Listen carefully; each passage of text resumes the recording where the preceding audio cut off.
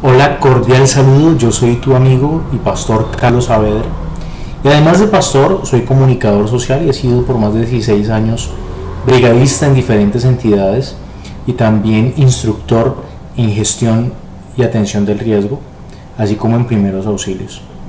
Con esos 16 años de experiencia puedo decirte que muchos de mis amigos el día de hoy, 6 de febrero, con el sismo ocurrido en el departamento del Huila, me estuvieron llamando preguntándome acerca del sismo y pues sugiriéndome que hiciera un video. Por eso me motivé a realizar este video, que espero que sea bien interesante para ti.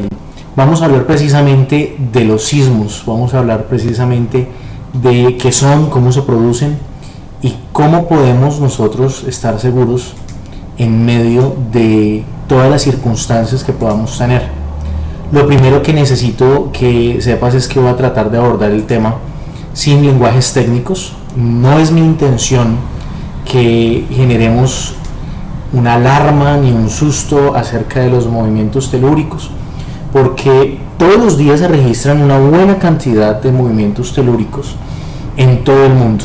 La mayoría de ellos son imperceptibles, suelen presentarse 2 o 3 grandes movimientos telúricos cada año con consecuencias totalmente impredecibles. Pero precisamente acerca de los sismos hay muchas incógnitas, hay muchas preguntas, porque lo primero que pensamos en torno a esto es terremoto igual desastre, igual ruina, igual víctimas, y es cierto.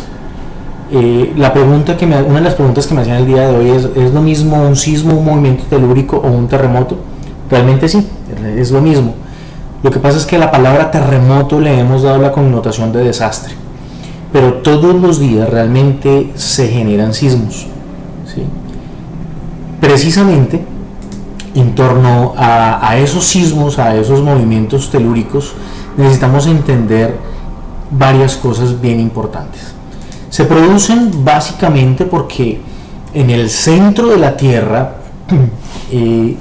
tenemos varios componentes, ¿no? Está en todo el centro hay magma, hay piedras, tierra derretida por el intenso calor, seguramente minerales, hierro en su versión líquida a causa del calor intenso que hay en el centro de la Tierra. Eso produce unos vapores. Entonces tenemos dos causas básicamente, son tectónicos de las placas, aquellas placas grandísimas que están allí de cerca de 70 kilómetros de espesor o más, en varias composiciones físicas y químicas. Están también los volcánicos, precisamente porque toda esa presión que se genera dentro del núcleo de la Tierra tiene que salir por algún lugar. Y gracias a Dios hay sismos. Piensa en esto, piensa en una olla a presión que no tiene cómo soltar aquellos vapores que están dentro. Lo que va a suceder es que en un momento explota. Y los movimientos telúricos, los movimientos de la Tierra generados por esa situación volcánica, lo que hace es como liberar el pito de la olla a presión y se genera un movimiento que libera, por qué no decirlo, de ese estrés a la Tierra.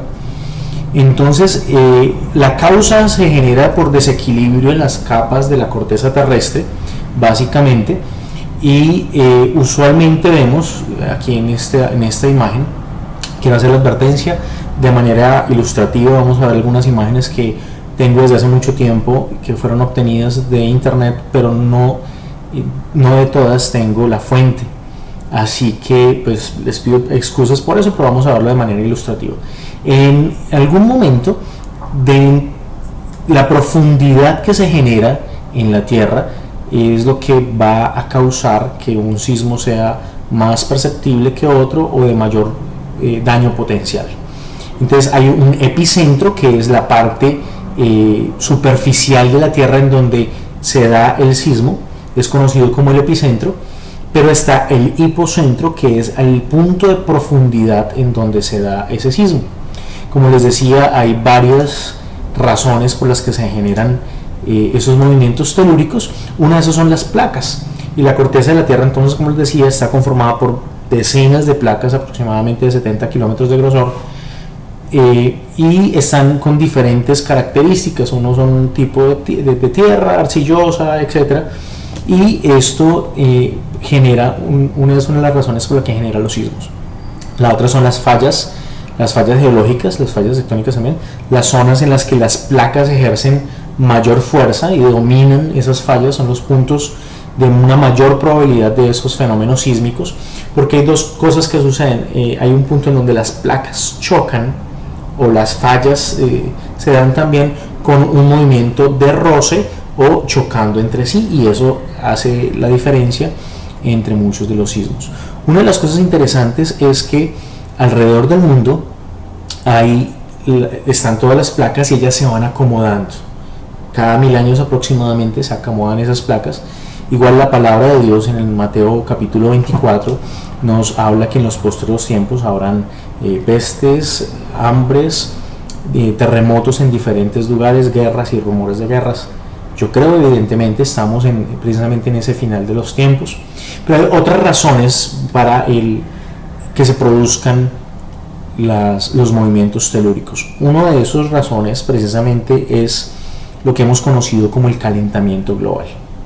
Si el centro de la Tierra mismo está caliente, pues va a generar una mayor cantidad de presión que va a tener que salir por algún lugar, ¿sí? Muchas personas afirman que los días más calurosos se da una mayor probabilidad para la ocurrencia de un movimiento telúrico. Es una teoría, la verdad yo pienso de la misma manera, que precisamente el calentamiento global, el calentamiento del centro de la Tierra, produce que se generen una mayor cantidad de gases que tienen que salir por algún lugar, ¿sí? Además de eso hay otro motivo, que es el fracking, que es una un método para la extracción de petróleo, que lo que hacen precisamente es fracturar allí las cortezas terrestres. Pues obviamente eso va a generar movimientos telúricos. Como les decía, en esta diapositiva vemos todo el llamado círculo o anillo de fuego del Pacífico. Precisamente es allí donde se están generando una mayor cantidad de sismos. Vimos en el Perú, vimos en Chile, todos estos han sido generados por ese sismo, por este círculo de fuego del Pacífico, y es que precisamente nosotros estamos ubicados en el Pacífico, ¿sí? En Colombia estamos ubicados en el Pacífico, y vamos a ver una cantidad de movimientos telúricos no necesariamente destructivos, porque hay algo que necesitamos entender, y es que gracias a Dios hay sismos, en el sentido de que la Tierra, si no existieran los sismos, pues probablemente sucedería algo peor, pero hay una liberación entonces de esta energía que es tan tremenda. Cada 1000 años se acomodan las placas tectónicas, como decía hace un momento, y felicitaciones, se acaban de cumplir prácticamente esos 1000 años. El proceso de esas placas tectónicas es bien complejo, pero necesitamos ver que aproximadamente desde el año 2006 ocurrieron todos estos sismos de gran magnitud, ¿sí? Detectables, sentibles, perceptibles por el hombre en precisamente lo que es conocido como el Círculo de Fuego del Pacífico. En Colombia suceden cosas bien particulares. Esta primera imagen que vemos con los puntos azules y rojos, perdón que me fui de la imagen, esa imagen con los puntos azules y rojos nos muestran los sismos superficiales y los sismos profundos entre 1996 y el 2006, es decir, antes de que comenzara a acomodarse el Círculo de Fuego del Pacífico. Una cosa interesante de saber es que si una placa tectónica se mueve 1 o 2 milímetros, se puede generar un sismo de entre 6 y 7 en la escala de Richter. Con la acomodación de esta unión de placas tectónicas, el Círculo de Fuego del Pacífico, se espera que se acomode centímetros. Entonces vamos a ver una gran cantidad de movimientos telúricos. Pero la idea es que no sintamos pánico. La idea es que estemos preparados, que sepamos lo que viene realmente. Pero les decía que esta imagen de los puntos azules y rojos es entre 1996 y el 2006. Aquellos puntos rojos son los sismos superficiales, es decir, que desde el hipocentro hasta la superficie, ¿sí?, es una distancia relativamente corta, puede ser a menos de 30 kilómetros de profundidad, y son los que más sentimos y por lo tanto los que más daños producen. Los puntos que vemos allí azules son los sismos profundos. Esto es entre el 93 y el 2006. En el mapa de Colombia vemos básicamente tres colores: verde, amarillo y rojo. Las zonas que están en verde es en donde hay poca probabilidad de que ocurra un sismo en Colombia, ¿sí? Las zonas amarillas son zonas intermedias y el rojo está marcando la alta probabilidad de los movimientos telúricos, ¿sí? Pero yo quiero reiterar, no es la idea que nos alarmemos. Muchos sismos suceden alrededor del mundo todos los días desde la creación del mundo. Es más, las montañas, las cordilleras se crearon gracias a esos movimientos telúricos, y reitero, es bueno para la Tierra, es saludable generar ese tremendo dinamismo que hay. Entonces, ¿qué haremos? Si sabemos que hemos relacionado los terremotos con efectos catastróficos realmente. Vemos grandes grietas en la tierra, vemos fachadas que caen, vemos inundaciones a causa de los sismos, vemos grietas en los muros, edificios que caen, sobre todo muchas víctimas. Bueno, lo que podemos hacer es prevenir. Es mejor prevenir que lamentar, dice el dicho. Y precisamente en torno a esto necesitamos ver que los sismos, a mi juicio, es uno de los riesgos naturales más devastadores. ¿Por qué? Número uno, no se pueden predecir. Es imposible predecir un sismo, ¿sí? Número dos, es la causa de más problemas como incendios. Hay rupturas de sistemas del agua, de acueducto, de alcantarillado. Entonces vamos a ver probablemente inundaciones en algunas zonas. Hay cortocircuitos, se rompen las tuberías de gas natural, lo que puede generar pues también incendios. Y es que somos muy irresponsables, sobre todo en el tema de la construcción. Entonces eso genera más víctimas. Somos irresponsables, por ejemplo, porque en nuestra habitación, en nuestra casa, ponemos la cama, la cabecera de la cama junto a la ventana. Y claro que sí, lo hacemos por ventilación, lo hacemos por iluminación, lo hacemos por decoración, algunos por feng shui, qué sé yo. Pero, ¿qué sucedería si a un habitante de calle se le ocurre tirar una piedra en contra de la ventana mientras estamos durmiendo? Pues todos esos vidrios van a caer encima nuestro. Asimismo, ubicamos productos, ubicamos cosas pesadas cerca a donde pueden hacernos daño. Estuve alguna vez en una casa, tal vez en alguna charla les voy a mostrar una diapositiva acerca de esto, una fotografía que logré tomar en una casa campestre, en donde justo en las escaleras, en el descanso de las escaleras, habían de forma decorativa colgadas algunos productos del campo, algunas herramientas, 2 machetes oxidados, un asadón, un trincho, una cantina de tomar leche. Y justo en la escalera, ¿qué sucede si hay un movimiento telúrico? Es más, en ese lugar esas cosas estaban colgadas con puntillas, ni siquiera con chazos, no nada, sino con puntillas. Un movimiento pequeño, mientras vamos evacuando, esas cosas van a caer y van a hacernos daño. Por eso digo que la irresponsabilidad es tal vez lo que produce más víctimas, la falta de prevención. Una cosa interesante es entonces qué hacer antes de un sismo. Ya sabemos que los sismos van a suceder, ya sabemos que la profecía bíblica nos habla de que habrán terremotos en diferentes lugares, pero esto no debe ser una razón de pánico, sino más bien un motivo para prepararnos. ¿Qué hacer? Número uno, números de emergencia. Es increíble, pero hay muchas personas que no saben los números de teléfono de sus familiares. Los tienen tal vez en el celular, pero ¿y si extravían el celular? Tal vez no los tienen en el celular, tal vez no se lo saben. Es más, te reto que en ese momento me digas o pienses mejor cuál es el número de una ambulancia, o el número de los bomberos, o el número de la policía. difícilmente sabemos esos números, ¿verdad?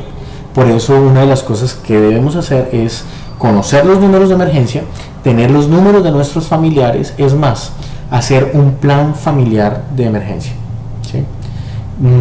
Probablemente voy a hacer algún curso acerca de cómo realizar un plan familiar de emergencia. Voy a adelantarte algo: es importante tener datos de familiares o amigos que vivan en una ciudad diferente donde vivimos, para que ellos sean el enlace en caso de algún problema, alguna emergencia. Yo tengo una aplicación en mi celular, tal vez después voy a poner allí en los comentarios el nombre de esas aplicaciones, que me permite enviar un mensaje gratuito de texto, que es mejor que las llamadas, se congestiona menos, por lo menos en un momento de emergencia, y le envío el mensaje masivo a todos los miembros de mi familia diciendo si estoy bien, en qué condición estoy, en qué lugar estoy, y lo envío cada vez que hay un movimiento telúrico, un sismo. Muchas veces algunos de ellos responden de inmediato y es una manera de poder comunicarnos entre nosotros. Otra cosa importante: un radio portátil, ¿sí? Nos vamos a poder enterar de las noticias al momento, al instante, y es importante que ese radio portátil lo tengamos con baterías de repuesto. Un botiquín de primeros auxilios con los medicamentos básicos, con las herramientas básicas para poder tener una prevención. Agua, muy importante, agua. En el Perú sufrieron mucho con el sismo de hace algunos años. En algunas regiones se dificultó muchísimo el que pudieran tener agua pura, agua potable. Además de esto, alimentos no perecederos, alimentos enlatados que podamos tener en un lugar específico de la casa. Es más, tengamos un kit de emergencia. En los comentarios en este mismo video voy a poner un link de nuestra página web, en donde hace algún tiempo puse un folleto con un checklist, una lista de chequeo de un kit de emergencia y de contingencia. Otra cosa importantísima: una linterna. Algunas personas piensan en un mechero, en fósforos, en velas, pero realmente después de un sismo es muy peligroso encender fuego, porque a veces las instalaciones de gas se han roto, no lo percibimos, no nos hemos dado cuenta y podemos generar un incendio. Es como una de las formas como mayormente se genera. Otra de las cosas importantes es revisar la sismoresistencia del lugar donde habitamos, donde laboramos o donde estudiamos. Es más, identificar qué zonas dentro del lugar donde estamos pueden ser las zonas seguras. Voy a hablarte de eso más adelante, pero ya está totalmente reevaluado el tema de hacerse en el quicio de la puerta, en el dintel de la puerta o debajo de una mesa, ¿sí? Lastimosamente, las víctimas nos dejaron una evidencia de que no es el mejor lugar para estar en medio de un sismo. Una cosa importante es tener la información de entidades gubernamentales, de entidades serias, de entidades no gubernamentales también, que nos generan una información veraz. Una de las cosas más peligrosas es el voz a voz, es la alarma que generan por redes sociales, por cadenas de WhatsApp. Esto realmente es impresionante como hace daño. Hace muchos años, en Neiva precisamente, unos jóvenes pasaron gritando que la represa de Betania había colapsado y generó que alguien tuviera un problema cardíaco a causa de eso. La información debe ser recibida de fuentes veraces, de fuentes que se puedan confirmar. Otra cosa que les decía entonces es la identificación de áreas seguras. Si yo identifico en el lugar donde estoy qué lugar es seguro, en qué lugar me puedo hacer mientras pasa el movimiento telúrico, o a dónde puedo evacuar en caso de esa emergencia. Algo que muchas entidades han recomendado es tener un pito. Realmente para muchos es incómodo cargar un pito o un silbato. Algunos ya lo han adaptado como llavero, o en su carnet o en su portacarnet tienen un pito o un silbato. Pero yo quiero recomendarte algo diferente. Yo quiero recomendarte aprender a silbar duro o chiflar, como llamamos comúnmente en Colombia. Han dicho que chiflar es de gamines, pero quiero que nos hagamos un cuadro.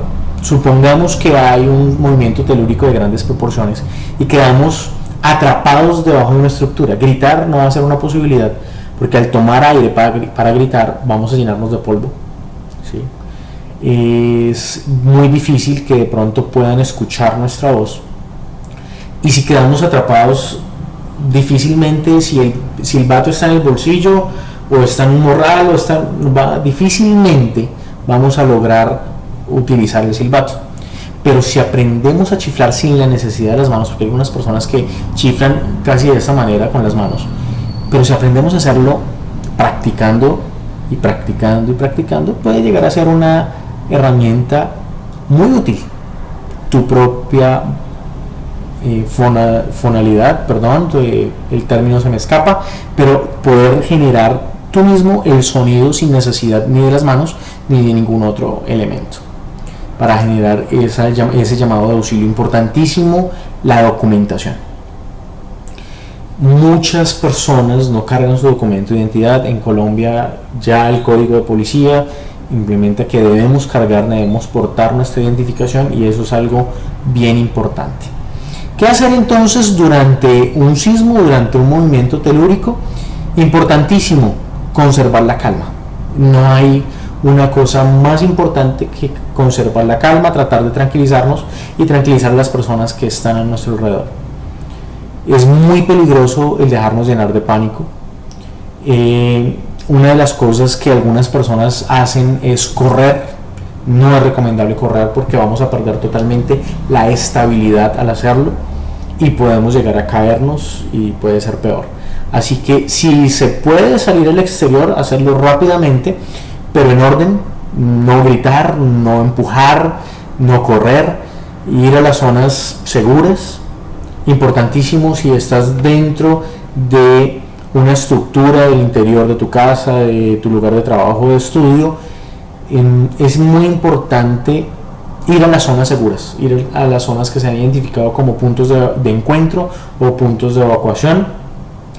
Pero mientras lo hacemos, es genial poder proteger nuestra cabeza.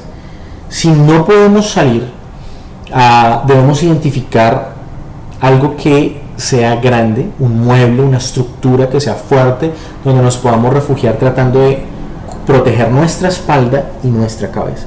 No cerca a un lugar con vidrio, ¿sí? Porque las fachadas, las ventanas, precisamente las bibliotecas, pueden hacer que esos objetos caigan sobre nosotros y nos vamos a hacer un daño innecesario. Alejarnos entonces totalmente de esas estanterías, de vitrinas, de ventanas, de espejos, de tragaluces y demás. Una vez haya terminado el sismo, el movimiento telúrico, salir del lugar. No gritar, no correr, no empujar, ¿sí? Para no generar caos, pero salir del lugar, porque usualmente hay réplicas. Algunas de esas réplicas son imperceptibles, pueden ser varias réplicas, y algunas veces objetos que están a punto de caer van a caer en medio de esas réplicas. Entonces, importantísimo esto. Una cosa importante que les decía es ubicar un mueble, un elemento que sea grande, pero tener cuidado, mucho cuidado con los ascensores, preferiblemente no utilizar los ascensores. Miren lo que les decía acerca de los objetos grandes. Si un objeto grande no está debidamente anclado, ¿sí? Puede caer sobre nosotros y pues va a aplastarnos literalmente, ¿sí? Un escritorio es ideal. Si estás en la cocina, sal de la cocina. Es el peor lugar para estar en medio de un sismo. Importante que cada persona sepa cómo cerrar el registro del gas, el registro del agua, los tacos o breakers de electricidad. Importantísimo tratar de no correr, ¿sí? Si usted está en un edificio de varios pisos, lo que debe hacer es tratar de protegerse. Igual le digo, no debajo de una mesa, en una esquina donde podamos evidenciar que hay columnas o vigas, sería un buen lugar, lejos, como les decía, del marco de la puerta. No busque la puerta para hacerse allí. Hay personas que se paran junto a la puerta y eso es un lugar peligroso porque es un lugar estructuralmente débil, ¿sí? No busque desesperadamente la salida ni los ascensores. Las escaleras pueden, durante el sismo, generar movimientos ondulatorios. Entonces va a ser un lugar peligroso para estar. Preferiblemente hay que esperar a que pase el sismo y entonces sí vamos a utilizar las escaleras. Importantísimo también entonces en el tema ya del grueso de la evacuación, mantener la calma y tratar de salir lo más seguros posible hacia el lugar de encuentro, que debe ser un lugar abierto, un lugar despejado, un lugar donde no tengamos la probabilidad de que tendidos eléctricos puedan caer, las cuerdas todavía pueden estar con electricidad y pueden generar un serpenteo y pueden llegar a electrocutar a alguien, entonces hay que tener cuidado con eso. Seguir las recomendaciones fundamentalmente de los cuerpos de socorro. Y algo que es interesante es lo que se ha denominado el triángulo de la vida. En medio de estructuras que caen siempre vamos a encontrar estos espacios, ¿sí? Allí es donde más personas han sobrevivido en sismos de grandes proporciones, de una magnitud superior a 7 en la escala de Richter. Allí es donde personas han logrado sobrevivir. ¿Y cómo encontramos esos puntos denominados triángulo de la vida? Bueno, muy sencillo, junto a una estructura, una columna estructural, una viga estructural o un mueble grande, ¿sí? ¿Qué pasa? Que muchas veces se han encontrado lastimosamente personas aplastadas en los dinteles de las puertas porque no es un lugar seguro.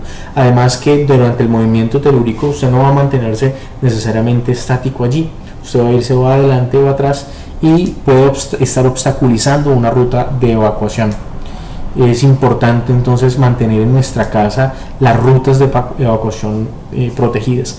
En un lugar que hemos identificado ya como un posible triángulo de la vida, la posición fetal, recoger piernas protegiendo nuestra cabeza, puede ser una alternativa para sobrevivir, ¿sí?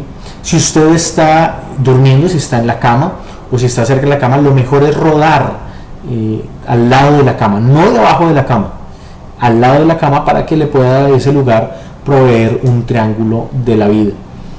Como les decía, en momentos de los movimientos telúricos, las escaleras pueden generar movimientos ondulatorios y pueden colapsar. Si ha colapsado, usted debe buscar una ruta alternativa para evacuar el edificio, ¿sí?